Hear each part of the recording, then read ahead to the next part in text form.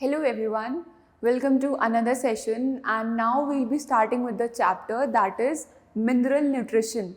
Up till now we have studied about the various processes by which plants absorb minerals and water from the soil. Okay, we have studied about the phenomena that is diffusion, osmosis, and then we studied it why do we need to transport these elements. Okay, up till now we have completed all this and now we'll study कि अब तो आपने चीज़ें absorb कर ली from the soil, but why is the need of this absorption? क्यों plants को mineral nutrients की ज़रूरत पड़ती है and कौन सा mineral nutrient क्या काम करता है. So we'll start with the lecture 1, mineral nutrition in plants. Plants are capable of making all necessary organic compounds from inorganic compounds and elements in the environment. यहाँ पे किसको बता दिया उन्होंने? फोटोसिंथेसिस को. कैसे कि आपके प्लांट्स क्या लेते हैं? Carbon, hydrogen and oxygen which are what? They are the inorganic compounds, और उससे वो ऑर्गेनिक कंपाउंड का क्या बनाते हैं? ग्लूकोज बनाते हैं by the process of photosynthesis. That is why your plants are autotrophic. Up next, they are supplied with all the carbon, hydrogen and oxygen they could ever need. और किस में need होती है? इन the form of carbon dioxide and water in the procedure of photosynthesis. Required to obtain all other elements from the soil, so in a sense plant act as soil miners. ठीक है, अब soil miners क्यों बोल रहे हैं? Mining क्या होती है? किसी भी जगह से किसी भी मिनरल का निकलना. ठीक है, उस प्रोसीजर को हम बोलते हैं माइनिंग. तो यहाँ पे आपके प्लांट्स क्या कर रहे हैं? सॉइल से मिनरल्स को निकाल रहे हैं. तो प्लांट्स क्या हो गए? They are soil miners. Okay, here when we are talking about organic compounds, यहाँ पे हम बात कर रहे हैं ग्लूकोज की, which is being formed after the process of photosynthesis. और यहाँ पे जो इनऑर्गेनिक कंपाउंड्स की बात हो रही है वो है carbon, hydrogen and oxygen. Why they are needed? क्योंकि प्लांट्स क्या हैं? ऑटोट्रॉफिक. ऑटोट्रॉफिक मतलब दे make their own food. ठीक है, and next, supplied with all the carbon, hydrogen and oxygen they could ever need for the procedure of photosynthesis. Then required to obtain all other elements from the soil. So in a sense plant act as soil miners. Why they act as soil miners? Because the roots absorb minerals from the soil.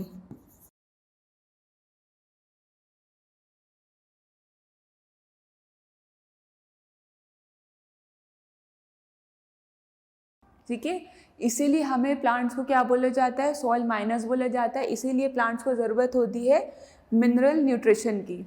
Essential elements can be grouped into 4 broad categories. अब ये essential element क्या होते हैं?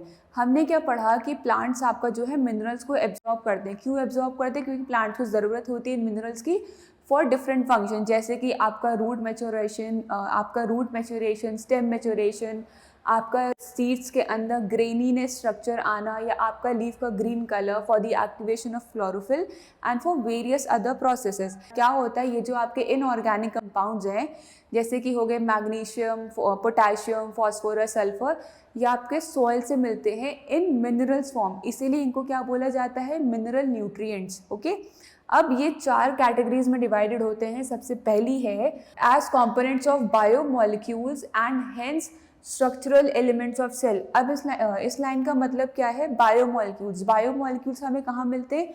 Cell membrane में मिलते हैं, हमें cell wall में मिलते हैं.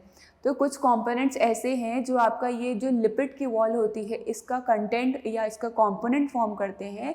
तो they are responsible for the structural elements of the cell. Structural elements मतलब उसकी आउटलाइन के लिए या उसकी स्ट्रक्चरल स्टेबिलिटी के लिए दे आर रिस्पॉन्सिबल. फिर आता है as components of energy related chemical compounds. When we say about energy related chemical compounds, यहाँ पे एक ही कंपाउंड की बात होती है, ATP. तो यहाँ पे किसका यूज़ होगा? फॉस्फोरस का. So it is used in the method of phosphorylation.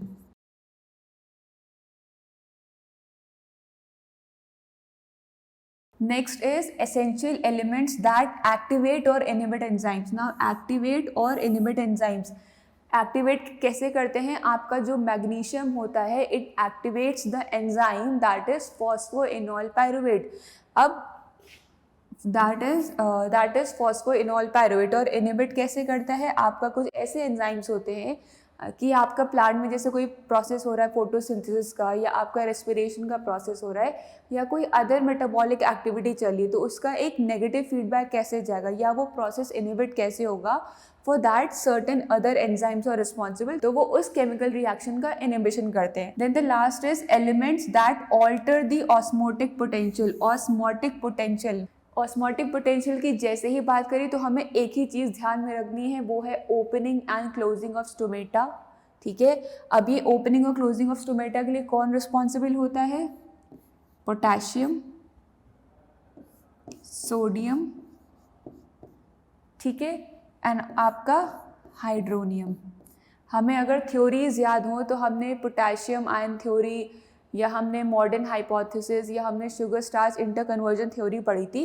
तो उसके बेसिस पे हम डिसाइड करते हैं कि कुछ ऐसे भी आपके इनऑर्गेनिक कंपाउंड्स हैं which act as a potent compound for altering the osmotic potential of a cell.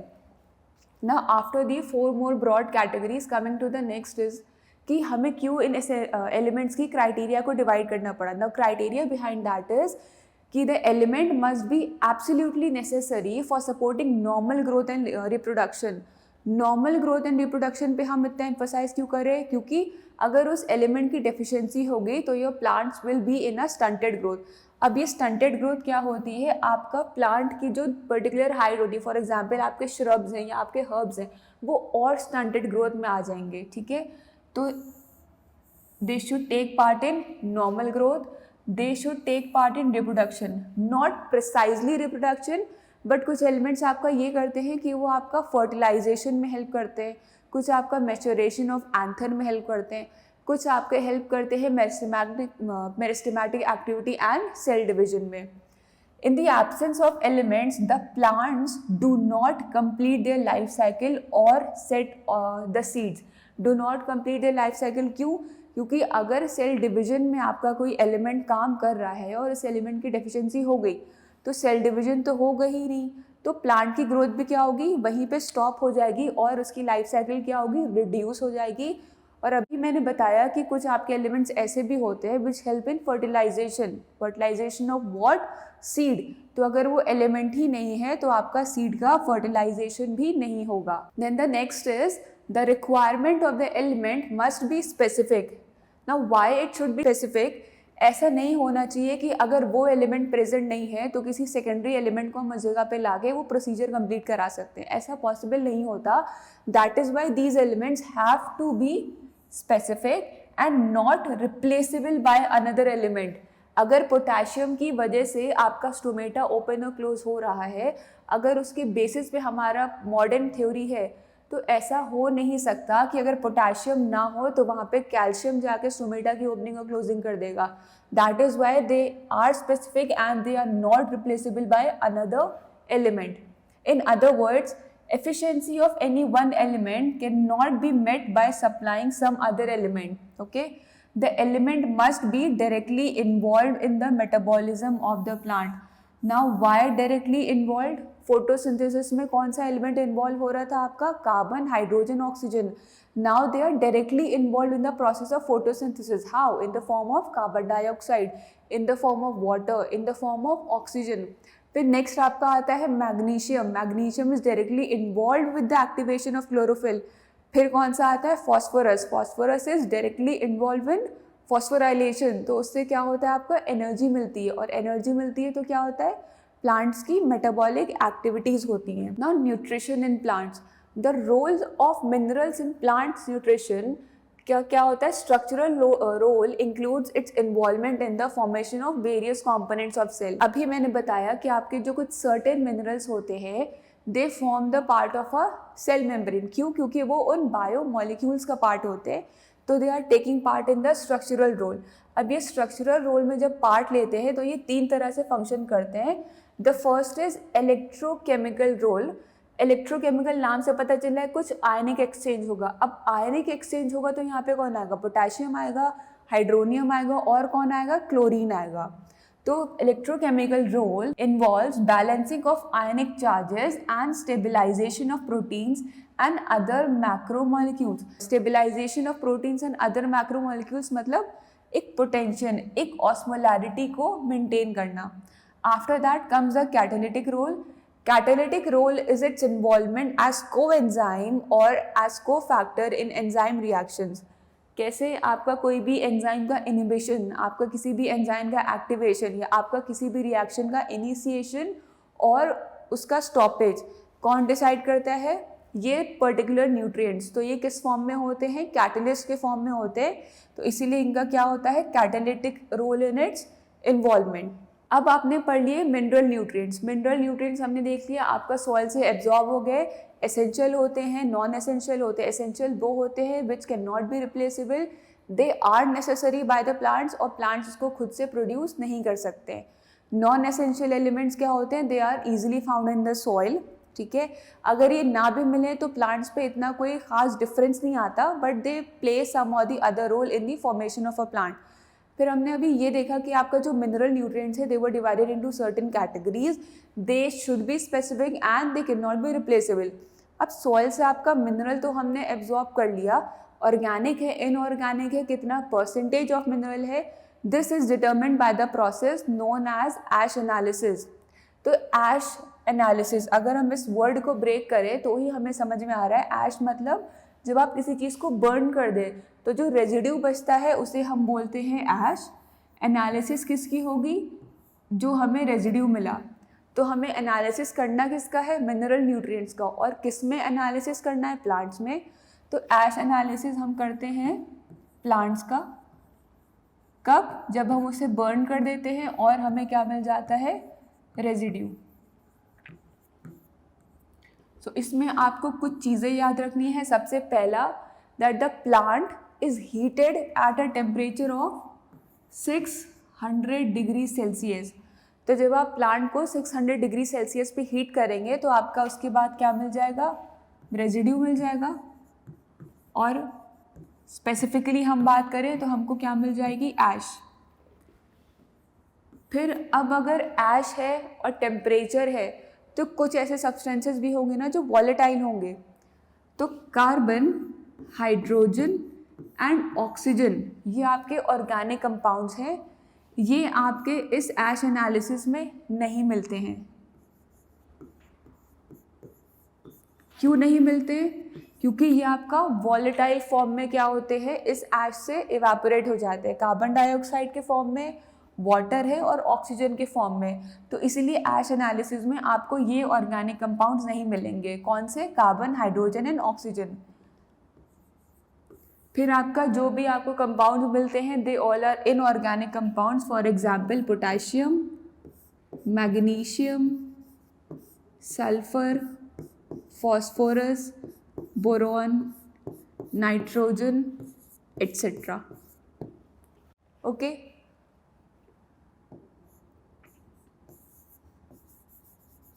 और चौथी चीज़ आपको याद रखनी है कि इन एलिमेंट्स का परसेंटेज हम डिसाइड करते हैं कि उसका फ़र्क, उसकी वजह से प्लांट्स के ड्राई वेट में कितना चेंज आ रहा है. तो उसके बिहाफ पे हम डिसाइड करते हैं कि कितना परसेंटेज ऑफ एलिमेंट है. तो ash analysis, I again tell you, ash analysis is a method of detection and physiological effects. ठीक है, फिजियोलॉजिकल इफेक्ट्स कैसे, वो अभी हम आगे देखेंगे.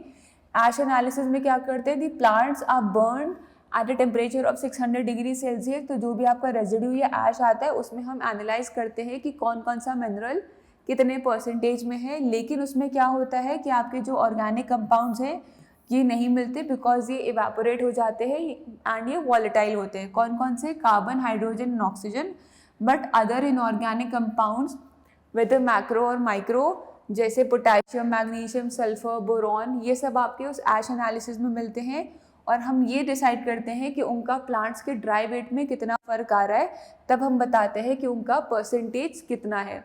अब आपने देखा कि ऐश एनालिसिस हो गया, हमने जो मिनरल्स थे उनका हमने परसेंटेज कंटेंट देख लिया कि सॉइल में कितना होगा. अब वेट पता चल गया, कौन कौन से कंटेंट है, इनऑर्गेनिक, ऑर्गेनिक, वो पता चल गया. अब the next is solution culture experiment. Solution culture experiment में ये किया जाता है कि जो जो आपके मिनरल्स हमें उस ऐश एनालिसिस में मिले, हम ये डिसाइड करना चाहते हैं कि उन मिनरल्स की प्रेजेंस और उन मिनरल्स की एब्सेंस से प्लांट्स में क्या फ़र्क पड़ता है। तो हमने क्या बनाया, एक सोल्यूशन बनाया। सबसे पहले हम क्या करते हैं, प्लांट को एक प्लेन वाटर में रखते हैं which is devoid of any minerals. Plants को आपने रखा किसी ऐसे प्लेन वाटर में या प्योर वाटर में जिसमें किसी भी तरह का मिनरल नहीं है। हमने उस प्लांट की एक्टिविटी को ऑब्जर्व कर लिया। फिर हमने क्या किया, अलग अलग तरह के मिनरल्स उसमें ऐड करना शुरू कर दिए, not in a single flask, अलग अलग टेस्ट ट्यूब में। ठीक है, जितने आपको मिनरल को टेस्ट करना है आप उतने नंबर ऑफ टेस्ट ट्यूब्स ले लीजिए। उस प्योर वाटर में आप वो मिनरल ऐड करते जाइए। You can either add magnesium, you can either add calcium, potassium, phosphorus, that is up to you. क्योंकि हमें सोल्यूशन बनाना है, सोल्यूशन हम अपने अकॉर्डिंग चेंज कर सकते हैं। तब जब आपने अलग अलग तरह का सोल्यूशन बना लिया, उसमें आपने प्लांट्स रख दिए। ठीक है, हमने देखा कि उनकी वजह से प्लांट में क्या क्या चीज़ें हो रही है। मैग्नीशियम की वजह से क्या होता है, क्लोरोफिल एक्टिवेटेड रहता है, आपका प्लांट ग्रीन रहता है। पोटेशियम कहाँ पे होता है, आपका स्टोमेटा की ओपनिंग और क्लोजिंग में, तो आपका प्लांट में क्या होगा, फोटोसिंथेसिस होगा, your plants will remain green, आपकी लीव्स की ग्रोथ अच्छी होगी आपका। और अगर इन्हीं प्लांट्स को अगर हम उस सोल्यूशन से हटा दें, आपका प्लांट को हम प्योर वाटर में रख दें, तो क्या होगा, कहीं कहीं पे नेक्रोटिक एरियाज दिख जाते हैं, आपकी लीव्स विल्ट कर जाती हैं, या फिर आपके प्लांट की स्टंटेड ग्रोथ हो जाती है। तो ये है आपका सोल्यूशन कल्चर एक्सपेरिमेंट। सोल्यूशन आपका चेंजेबल होता है according to the mineral which you are adding. अब सोल्यूशन कल्चर एक्सपेरिमेंट के साथ साथ एक और एक्सपेरिमेंट होता है जिसको हम बोलते हैं solid medium culture experiment. Solid medium culture experiment, नाम से पता चला यहाँ पे क्या है, सोल्यूशन है, यहाँ पे क्या है, सॉलिड है। हम क्या करेंगे, सॉलिड फॉर्म में आपकी कोई भी चीज़ लेंगे, उसमें हम प्लांट्स को रखेंगे। तो जब हम सॉलिड मीडियम में मिनरल्स ऐड करते हैं तो ये 3 तरह से होता है। सबसे पहला होता है स्लॉप इरिगेशन, दूसरा होता है आपका ड्रिप इरिगेशन,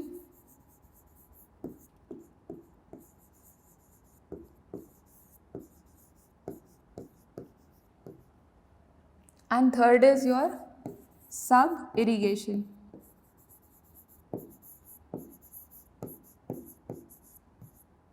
कोई भी आपने सॉलिड मीडिया ले लिया, उसमें आपने प्लांट को लगा दिया।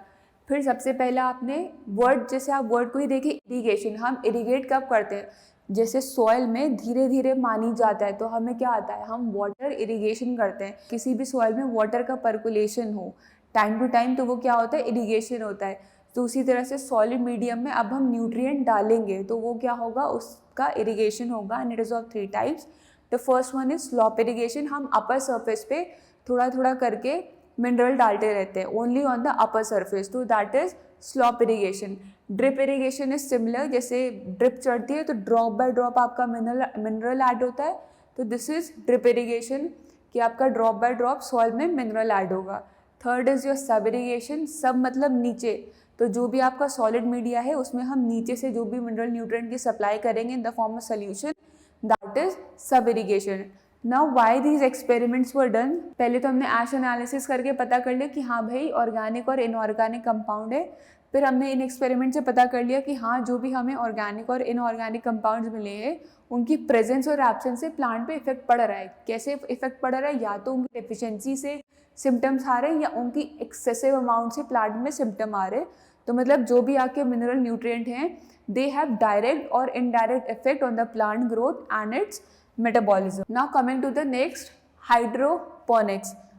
हाइड्रोपोनिक्स डायग्राम को अगर आप देखें तो डायग्राम से ही सेल्फ एक्सप्लेनेबल है कि हम क्या कर रहे हैं, आउटसाइड द फील्ड प्लांट्स की ग्रोथ करा रहे हैं। कैसे ग्रोथ करा रहे हैं, पानी ले रहे हैं, पानी में आपका न्यूट्रिएंट्स डले हुए हैं। न्यूट्रिएंट्स कौन है, मिनरल न्यूट्रिएंट्स है, and they are being supplied to the plant.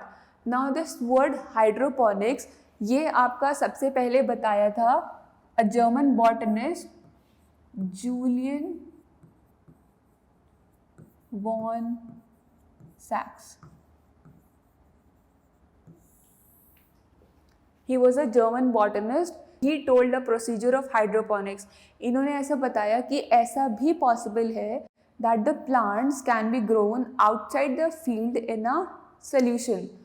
तो outside the field in a solution अगर हम प्लांट्स को ग्रो करते हैं, that is known as hydroponics. Hydroponics में हम डायग्राम को देख के एक्सप्लेन करेंगे अभी. ये आपका एक टैंक है, में it acts as a reservoir of the water and the nutrient. तो यहाँ पे ये एक न्यूट्रिएंट सोल्यूशन बना रहा है.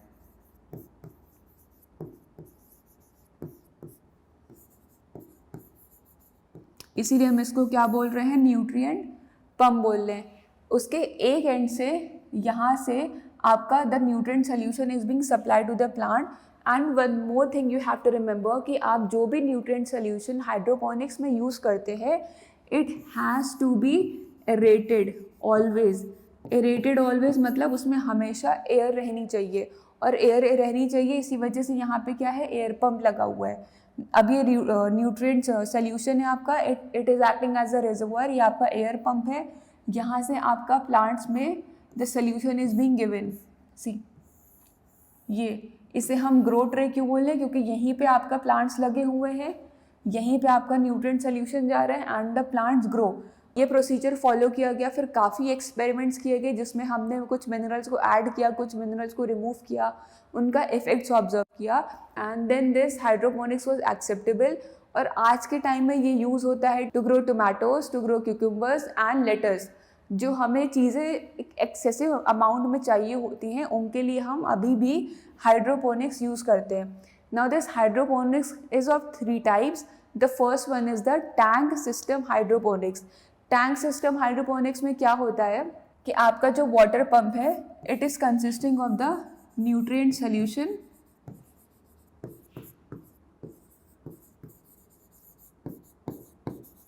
ठीक है, ये न्यूट्रिएंट रिजर्वोयर है जिसमें न्यूट्रिएंट सोल्यूशन है. देन यहाँ पे आपका air pump, it is aerated. ठीक है, किसी भी हाइड्रोपोनिक सिस्टम में जाएंगे तो आपको ये पहले से समझ लेना है कि the nutrient solution has to be aerated. Okay, यहाँ पे आपका वाटर पंप है. नाउ यू कैन से यहाँ से जो ट्यूब जा रहा है, यहाँ से जो पाइप जा रहा है, it is supplying the nutrient solution to all the parts of the plant. ठीक है, जितने भी आपने प्लांट्स के सेटअप रखे हैं, जितने भी आपने पॉट्स रखे हैं, उन सबको ये न्यूट्रिएंट सोल्यूशन यहाँ पे सप्लाई हो रहा है. और ये ग्रोइंग ट्रे है. बस टैंक सिस्टम में क्या होता है कि your nutrient solution is on A level very below the pots. ठीक है, ऐसा नहीं है कि न्यूट्रिएंट सोल्यूशन से आपका पूरा का पूरा टैंक भर जाता है. आपका बहुत ही नीचे का लेवल टैंक बढ़ता है विद द न्यूट्रिएंट सोल्यूशन. और जब आपका न्यूट्रिएंट सोल्यूशन पॉट्स में जाता है तो it goes into a bubble form. तो यहाँ पे बबल फॉर्म में आपका न्यूट्रिएंट सोल्यूशन जा रहा है. तो इस पूरे स्ट्रक्चर को या इस पूरे एक्सपेरिमेंटल सेटअप को हम बोलते हैं tank system hydroponics, which was given by Gericke in the year 1937. After the tank system hydroponics comes the film system hydroponics. Now what is the difference between tank system and film system? अगर आप diagram को देख रहे हैं तो आपको तो लग रहा होगा कि दोनों सिमिलर ही हैं, but there is a very minute difference between tank system and film system. Film system में आपकी जो ग्रो ट्रे होती है वो थोड़ी सी स्लैंटिंग पोजिशन में होती है. रीज़न ये है, यहाँ पे जो न्यूट्रिएंट सोल्यूशन है उसको हमने वाटर पंप से डायरेक्टली ग्रो ट्रे में डाल दिया. टैंक सिस्टम में हम क्या कर रहे थे, एक एक पॉट को आपका डिफरेंट पाइप जो है न्यूट्रिएंट सोल्यूशन प्रोवाइड कर रहा था, लेकिन यहाँ पे एक ही पाइप ने पूरे के पूरे टैंक को न्यूट्रिएंट सोल्यूशन प्रोवाइड कर दिया. As you can appreciate in the diagram. Plants क्या करते हैं, इस सोल्यूशन में से न्यूट्रिएंट्स को एब्जॉर्ब कर लेते हैं. जिस जिस न्यूट्रिएंट की उनको ज़रूरत है उस न्यूट्रिएंट को इन्होंने एब्जॉर्ब कर लिया, और जो रिमेनिंग वाटर था वो वापस से इस न्यूट्रिएंट सोल्यूशन में आ गया. क्यों आ गया, क्योंकि यहाँ पे मिनरल्स है, वो फिर से मिक्सअप होंगे and again the water will be circulated in the grow tray. और इसीलिए ये चीज़ स्लैंटिंग होती है कि यहाँ से पानी का फ्लो आए, वापस से रिजर्वोयर में जाए और फिर से पंप के थ्रू यहाँ पुश हो जाए. तो this cycle goes on and as said before it is always aerated. ठीक है, so this film system is different from tank system. Why? Because the grow tray is slightly inclined, जिसमें आपका nutrient solution present होता है. The minerals are being absorbed by the plant and then the water is again given back in the tank, जहाँ पे आपका nutrient solution बनना है. After the film system comes the aeroponics. Aeroponics is very much different than tank system and film system. Aeroponics was given by Weathers and Zobel in the year 1992. Aeroponics में नाम से पता चल रहा है, arrow मतलब एयर, तो कुछ हवा में से मतलब होगा. यहाँ पे अगर आप डायग्राम को देखें, वाटर पंप लगा हुआ है and it is aerated, plus air pump भी है यहाँ पे. ठीक है, ये आपका न्यूट्रिएंट सोल्यूशन है. यहाँ पे डायग्राम में एक अलग चीज़ है, वो है मिस्ट नॉवेल्स. मिस्ट क्या होते हैं? जब धीमे धीमे पानी की बौछार पड़ती है वो हम कहते नहीं मिस्ट जैसा है. ठीक है, तो यहाँ पे भी क्या होता है, न्यूट्रिएंट सोल्यूशन की जो बौछार पड़ती है वो अलग अलग प्लांट में पड़ती है. See like this, these are what? These are mists of nutrient solution.